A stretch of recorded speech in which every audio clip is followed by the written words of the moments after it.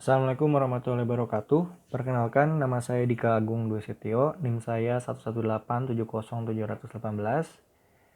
Di sini saya akan mempresentasikan materi mengenai data Taylor untuk memenuhi tugas UAS Matematika Teknik kedua. Kita langsung masuk saja ke materinya. Data Taylor sendiri itu adalah kakas atau alat utama yang digunakan untuk menurunkan suatu metode numerik. Nah, bentuk umum data Taylor itu sendiri seperti yang ada pada gambar.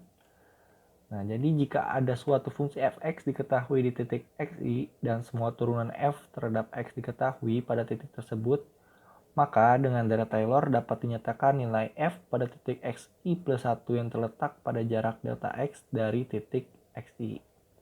Nah, nanti ada grafik fungsinya seperti yang ada pada gambar juga. Nah, ini untuk keterangan tadi dari persamaan yang ada, di mana fxi itu adalah fungsi di titik xi, fxi plus 1 adalah fungsi di titik xi plus 1, dan ini adalah f turunan pertama, f turunan kedua, dan f turunan n, yaitu turunan pertama kedua dari fungsi tersebut. Lalu ada delta x, yaitu jarak antara xi, titik xi, dan jarak titik xi plus 1.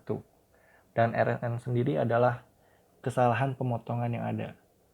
Dan ini yang seru adalah operator faktorial itu. Nah, jika memperhitungkan semua suku pada data Taylor itu tersebut akan sulit, dan biasanya hanya diperhitungkan beberapa suku pertamanya saja. Pertama ini memperhitungkan satu suku pertama atau order 0, di mana fxi plus 1 hampirannya itu sama dengan fxi. Artinya nilai f pada titik xi plus 1 sama dengan nilai pada x titik xi. Perkiraan tersebut benar jika fungsi yang diperkirakan konstan. Lalu jika fungsi tidak konstan, maka harus diperhitungkan suku-suku berikutnya dari data Taylor, yaitu memperhitungkan dua suku pertama yaitu atau order 1. Rumusnya adalah fxi plus 1 hampirannya adalah fxi plus turunan pertama xi dikali delta x per 1 faktorial.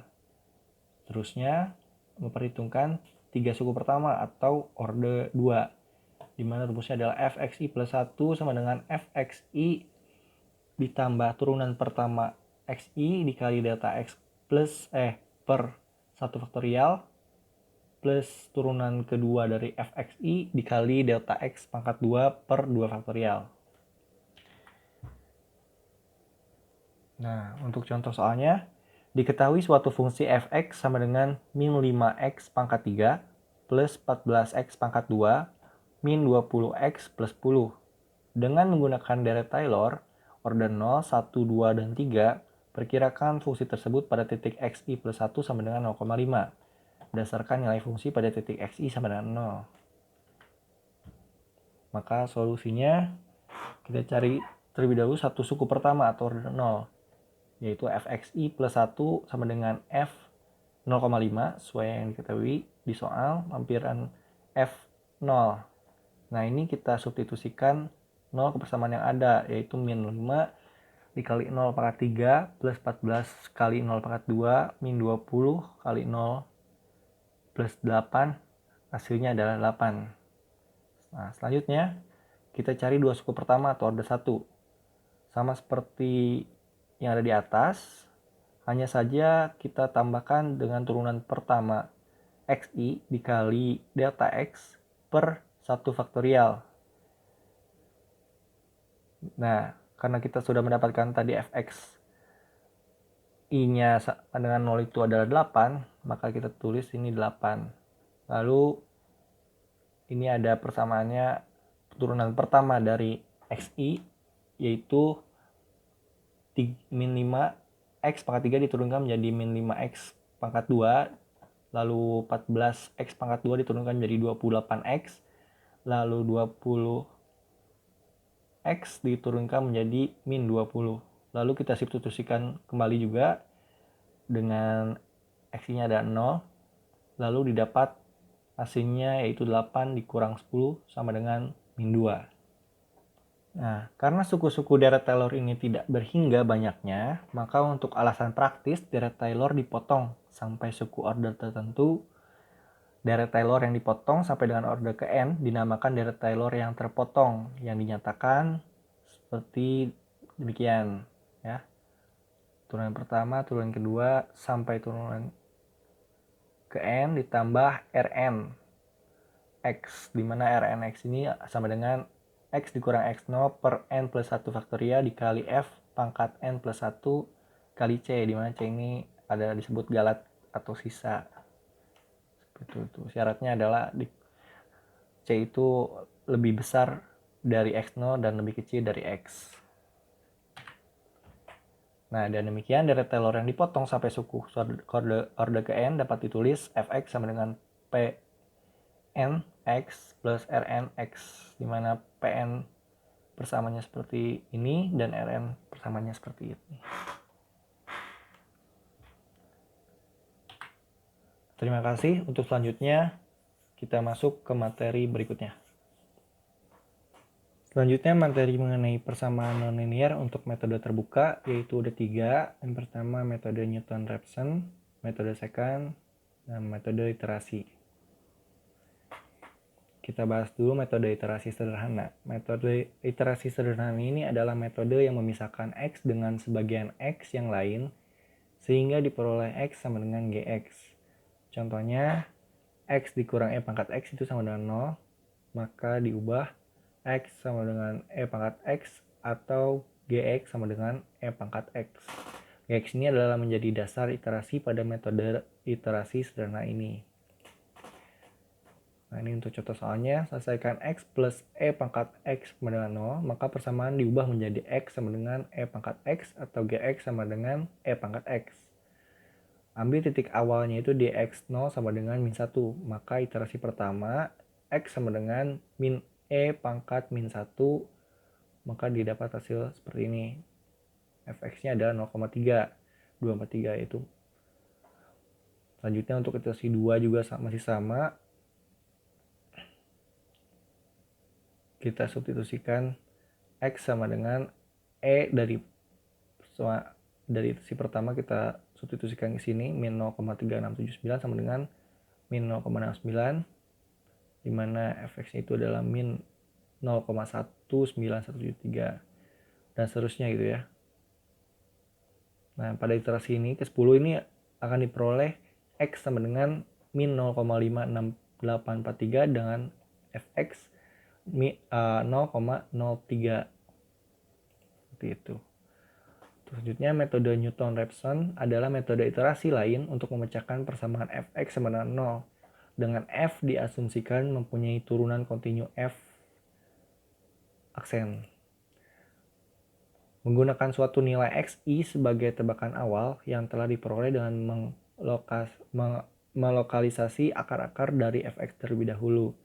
Kemudian ditentukan xi plus 1 sebagai titik potong antara sumbu x dan garis singgung pada kurva f di titik xi, fxi.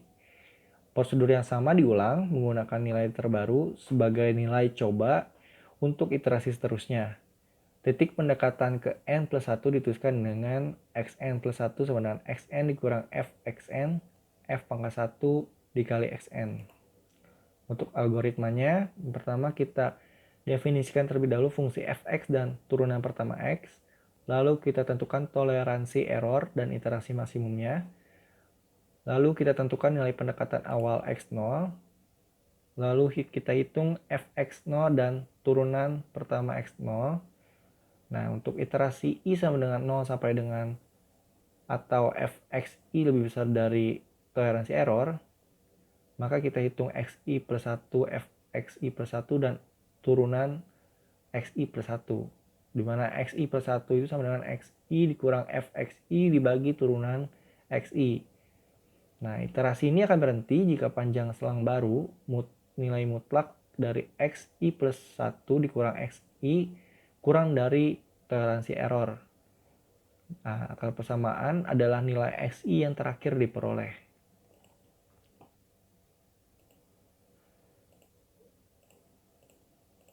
Contohnya, carilah akar positif dari fungsi fx sama dengan x pangkat 2 min 5 dengan nilai tebakan awal x sama dengan 1.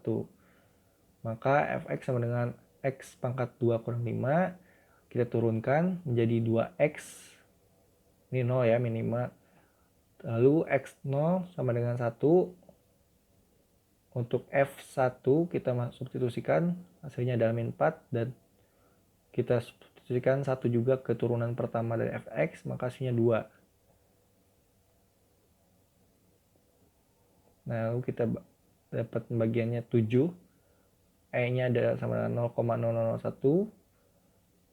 Kita substitusikan ke sini juga kebersamaan yang ada, maka didapat hasil seperti ini.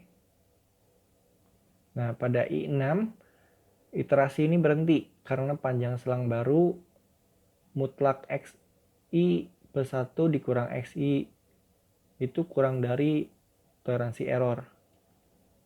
Nah, makanya berhenti, diperoleh x itu sama dengan 2,23 sekian. Nah, permasalahan pada pemakaian metode Newton-Raphson, masalah potensial dalam implementasi metode Newton-Raphson adalah evaluasi pada turunan. Lalu tidak semua fungsi mudah dicari turunannya, terutama fungsi yang bentuknya sangat rumit. Selanjutnya yang kedua ada metode second. Turunan fungsi dapat dihilangkan dengan cara menggantinya dengan bentuk lain yang ekivalen. Modifikasi metode Newton-Raphson dinamakan metode second, di mana xi plus 1 sama dengan xi kurang fxi dikali xi kurang xi min 1 dibagi fxi dikurang f dikali dikurang fxi min 1.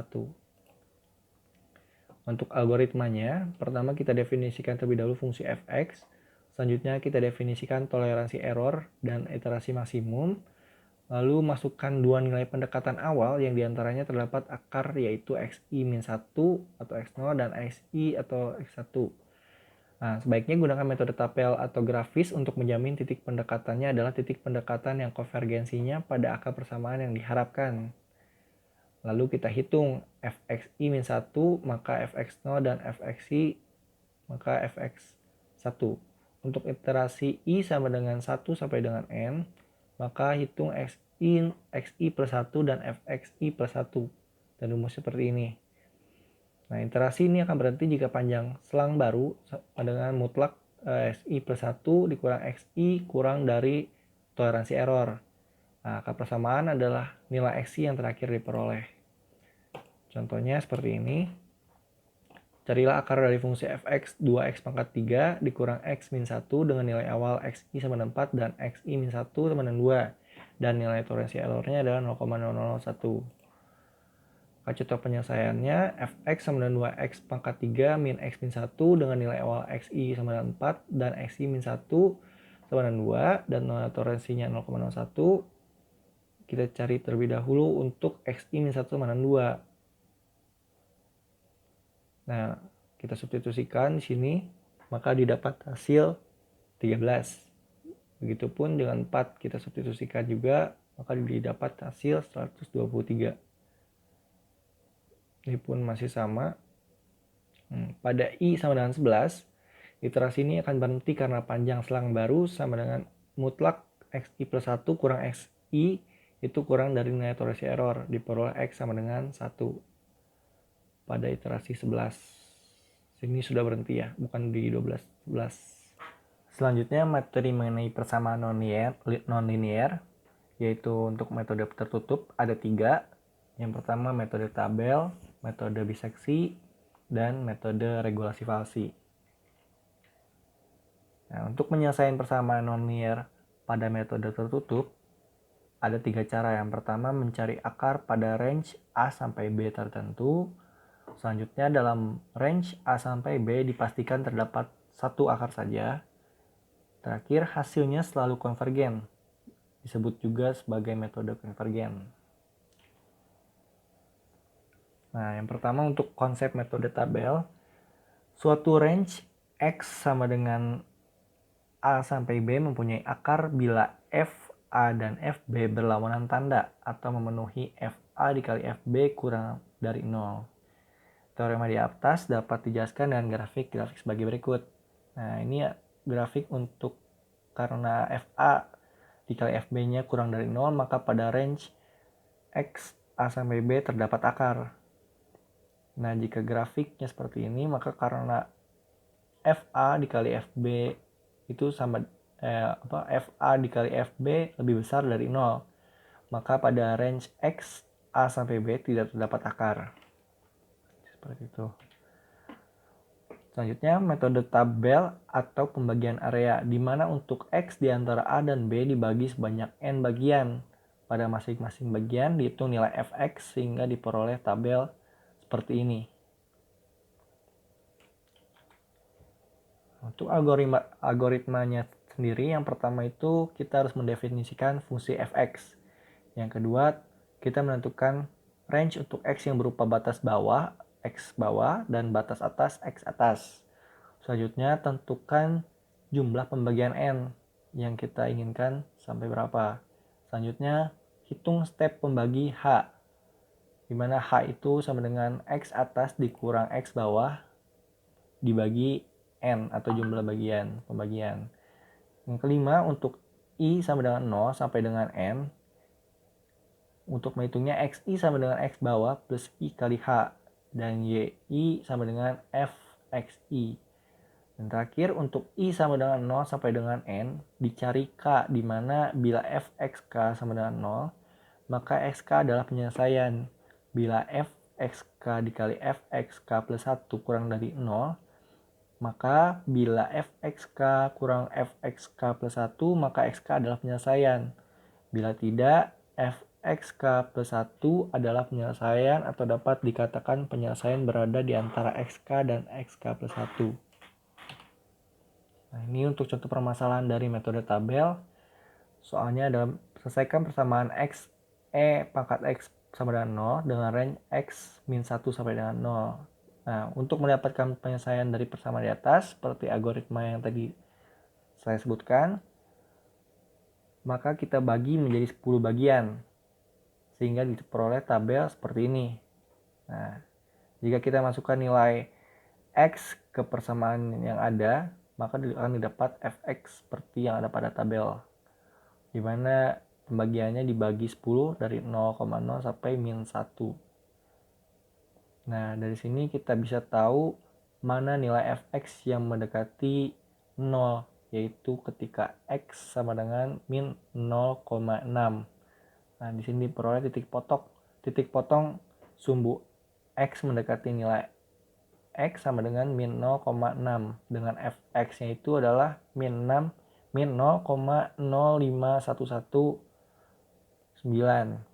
dengan errornya itu 0,05118. Seperti itu.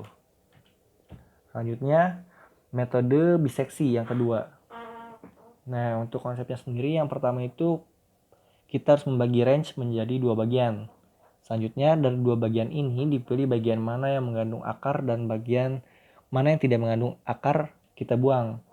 Selanjutnya, kita lakukan langkah 1 dan 2 berulang-ulang hingga diperoleh akar persamaan di mana Fx sama dengan 0 atau mendekati 0 dari nilai Fx-nya tersebut.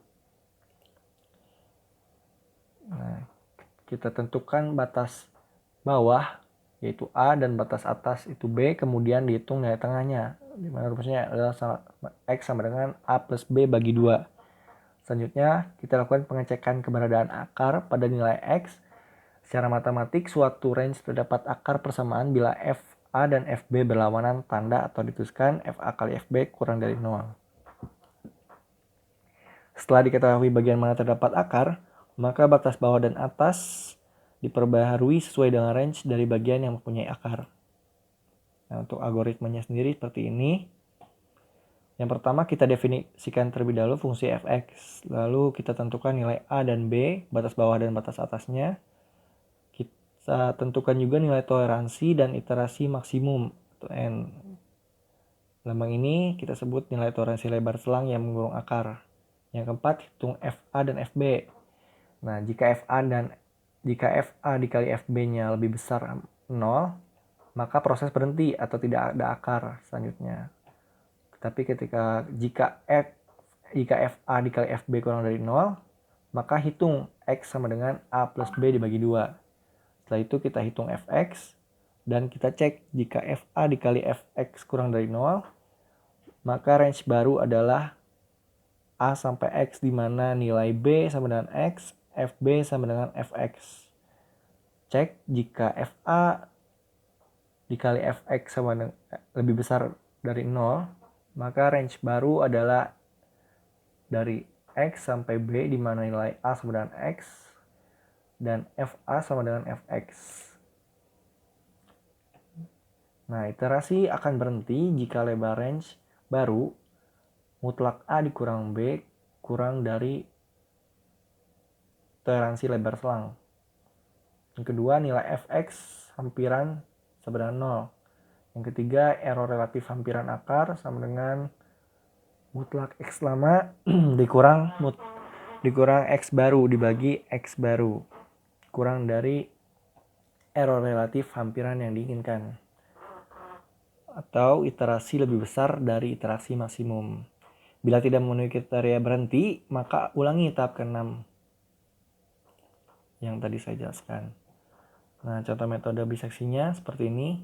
Selesaikan persamaan XE kurang X plus 1 sama dengan 0 dan menggunakan range X min 1 sampai 0 dan toleransinya adalah 0,001.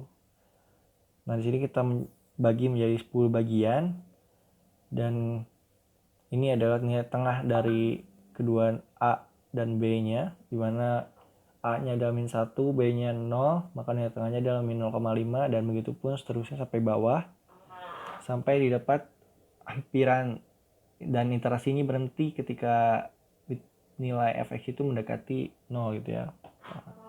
Bisa kita lihat pada iterasi ke-10 ditemukan X sama dengan min 0,56 738.281 dengan Fx-nya itu sendiri adalah min 0,00066 sekian dan mutlak A kurang B-nya itu mendekati yaitu 0,0009. Maka iterasi ini makanya berhenti seperti itu. Selanjutnya yang terakhir ada metode regulasi falsi. Metode pencarian akar persamaan dengan memanfaatkan kemiringan dan selisih tinggi dari dua titik batas range. Dua titik A dan B pada fungsi Fx digunakan untuk mengestimasi posisi C dari akar interpolasi linier, dikenal dengan metode false position.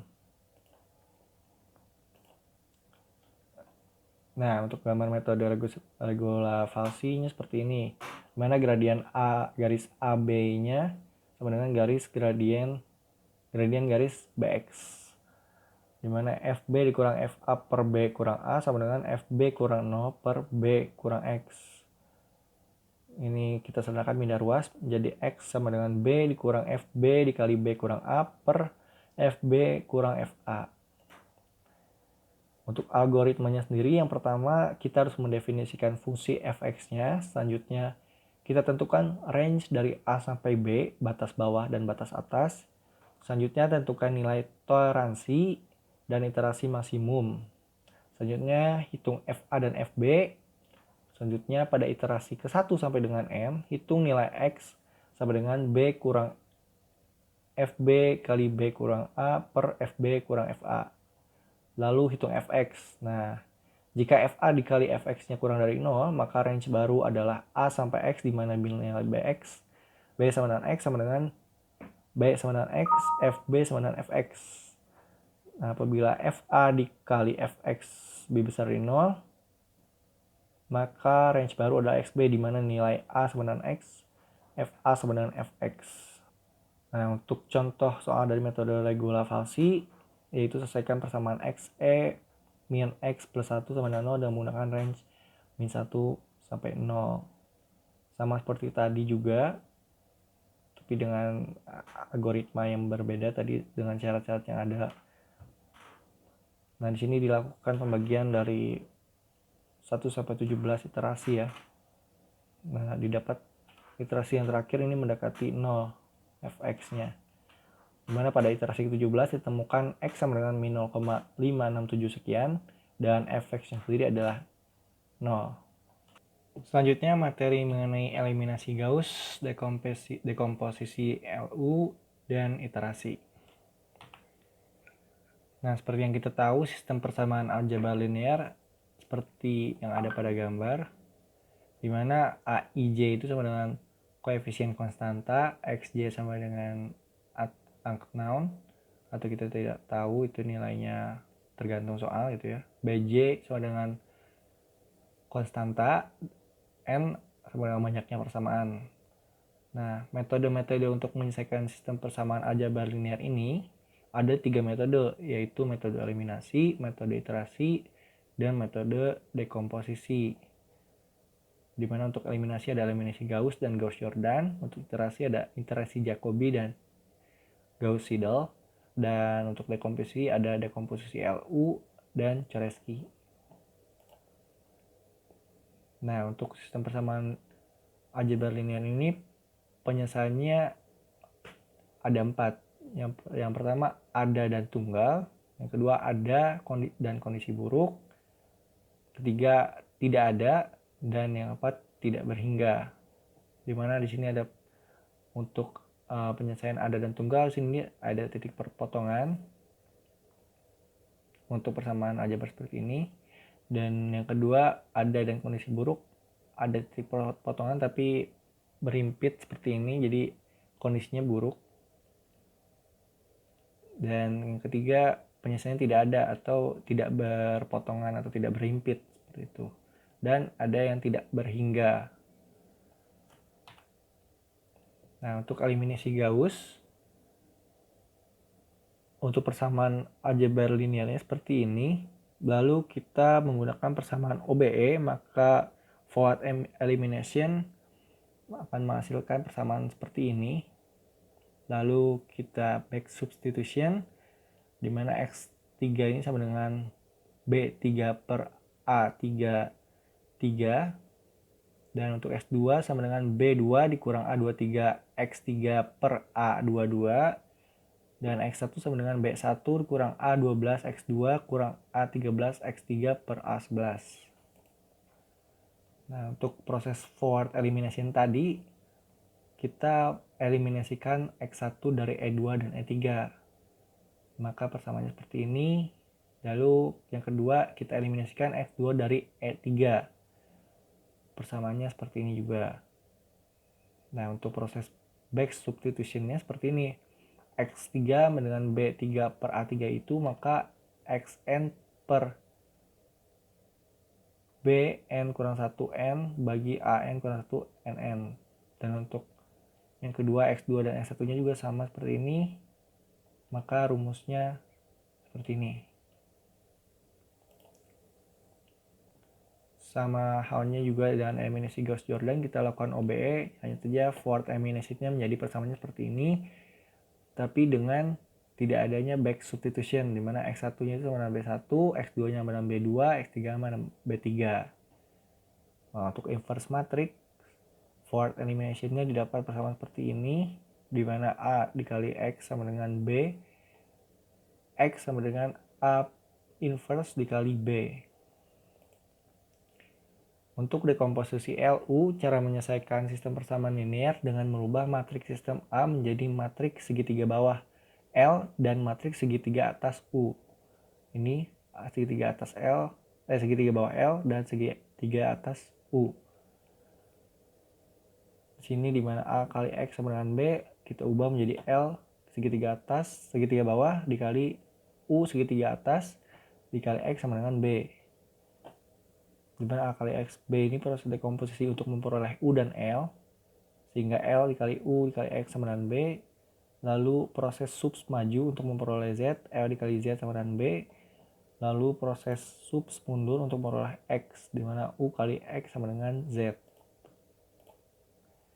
Nah, untuk dekomposisi LU naif diturunkan dari proses eliminasi Gauss, di mana L sama dengan elemen menggali MIJ dalam proses eliminasi, dan U sama dengan matriks segitiga atas hasil dari proses eliminasi, di mana persamaannya seperti ini. A dikali X sama dengan B melalui proses eliminasi Gauss, maka didapat segitiga bawah L dan segitiga U seperti ini. Lalu matriks LU dicari dengan menyelesaikan persamaan L dikali U sama dengan A, maka didapat persamaan seperti ini, di mana L11 sama dengan A11, L21 sama dengan A21, dan seterusnya juga berlaku untuk L dan U seperti itu. Nah, untuk dekomposisi LU Cholesky digunakan jika matriks sistem A adalah matriks simetri yaitu A sama dengan A transpose. Di mana matriks simetri A bisa didekomposisi menjadi L dikali L transpose sama dengan A. Persamaannya seperti ini matriksnya. Bisa kita lihat L11 dikali L11 itu sama dengan A11 dan seterusnya. Nah, maka didapat LKK sama dengan akar dari AKK dikurang sigma batas atas dan bawah 1 dan 1 L pangkat 2 KJ, dan untuk LKJ nya persamaannya seperti ini. Lalu ada iterasi Gauss-Seidel di mana cara menyelesaikan sistem persamaan linear yang dilakukan secara iteratif biasanya digunakan untuk sistem yang besar n sama dengan ratusan, di mana metode eliminasi tak mampu lagi karena terlalu banyak pembulatan yang dilakukan. Di mana sistem persamaan linear seperti ini, maka didapat rumusnya seperti ini. Iterasi pertama dimulai dengan terkaan awal x2 sampai xn sama dengan 0. Dihitung nilai x1, berikutnya dihitung x2 dengan x1 adalah hasil sebelumnya. Dan x3 sampai x sama dengan 0. Begitu seterusnya sampai dihitung xn dengan x1 sampai xn kurang 1 adalah nilai-nilai hasil perhitungan sebelumnya. Proses iterasi diteruskan sampai diperoleh nilai-nilai x yang konvergen. Nah, untuk iterasi Jacobi mirip dengan Gauss-Seidel, hanya semua nilai-nilai yang diperoleh di iterasi ke I baru akan digunakan lagi pada iterasi ke I plus 1. Iterasi pertama dimulai dengan terkaan awal x2 sampai xn sama dengan 0. Dihitung nilai x1 berikutnya, dihitung x2 dengan x1, x3 sampai xn sama dengan 0. Begitu seterusnya sampai dihitung xn dengan x1 sampai xn kurang 1 sama dengan 0. Iterasi berikutnya dihitung berdasarkan nilai-nilai x yang diperoleh pada iterasi sebelumnya. Proses iterasi diteruskan sampai diperoleh nilai-nilai x yang konvergen. Selanjutnya materi mengenai interpolasi. Manfaat interpolasi sendiri adalah untuk mencari nilai-nilai antara yang tidak ada pada data. Bisa dimanfaatkan untuk penghalusan kurva atau penghalusan peta. Pencarian nilai menggunakan fungsi pendekatan seperti pendekatan linear, kuadratik, dan polinomial. Untuk macam-macam interpolasi ada 4, yaitu linear, kuadratik, beda terbagi Newton, dan Lagrange. Untuk interpolasi linear menggunakan fungsi pendekatan linear. Interpolasi linear menggunakan dua titik x0, y0 dan x1, y1 yang berada paling dekat dengan nilai x. Nilai y pada sebuah nilai x adalah y sama dengan y0 plus y1 kurang y0 per x1 kurang x0 dikali x kurang x0. Nah, untuk contoh soalnya seperti ini. Diketahui data sebagai berikut, tabel x dan y. Nah, untuk x sama dengan 5, maka diambil titik data x dan y-nya itu 4,5 dan 7,6. Maka y sama dengan y0 yang tadi kita substitusikan dengan yang diketahui, maka didapat hasilnya 5,333. Interpolasi kuadratik menggunakan fungsi pendekatan kuadrat. Interpolasi linear menggunakan 3 titik x0, y0, x1, y1, dan x2, y2 yang berada paling dekat dengan nilai x. Nilai y pada sebuah nilai x adalah y sama dengan b0 plus b1 dikali x kurang x0 plus b2 dikali x kurang x0 dikali x kurang x1. Dimana b0 sama dengan y0, b1-nya didapat seperti ini, b2 dan c1-nya seperti ini. Nah, untuk contoh keduanya, diketahui data sebagai berikut. Untuk x sama dengan 5, maka diambil titik data 4,5, 7,9, dan 10,16. Dengan rumus yang tadi kita substitusikan dengan soal, maka didapat hasil y-nya dengan 6. Interpolasi beda terbagi Newton menggunakan fungsi pendekatan kubik, sering juga disebut dengan interpolasi kubik. Interpolasi ini merupakan pengembangan dari interpolasi kuadratik.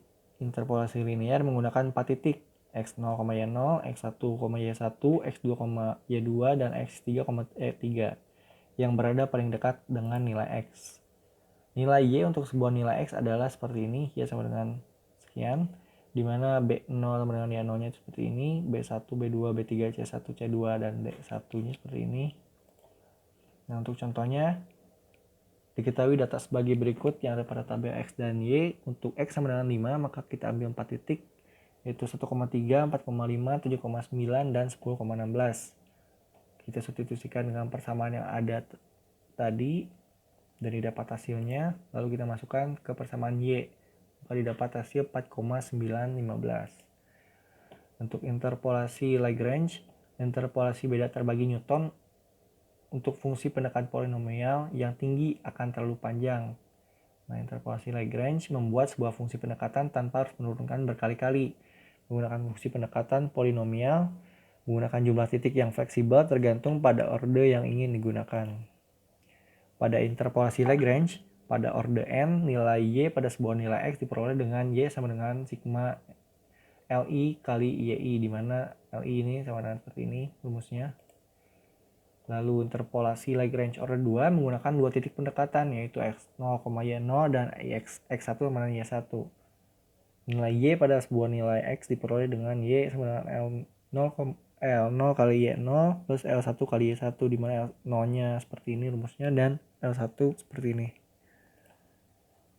Untuk contohnya, selanjutnya diketahui data sebagai berikut X dan Y. Untuk X sama dengan 5, maka kita ambil dua titik, yaitu 4,5 dan 7,9. Lalu kita substitusikan ke persamaan yang ada tadi, L0 dan L1 didapat hasil seperti ini. Lalu kita substitusikan ke persamaan Y, didapat hasil 6,333. Mungkin cukup sekian presentasi dari saya. Terima kasih atas perhatiannya. Semoga bermanfaat. Wassalamualaikum warahmatullahi wabarakatuh.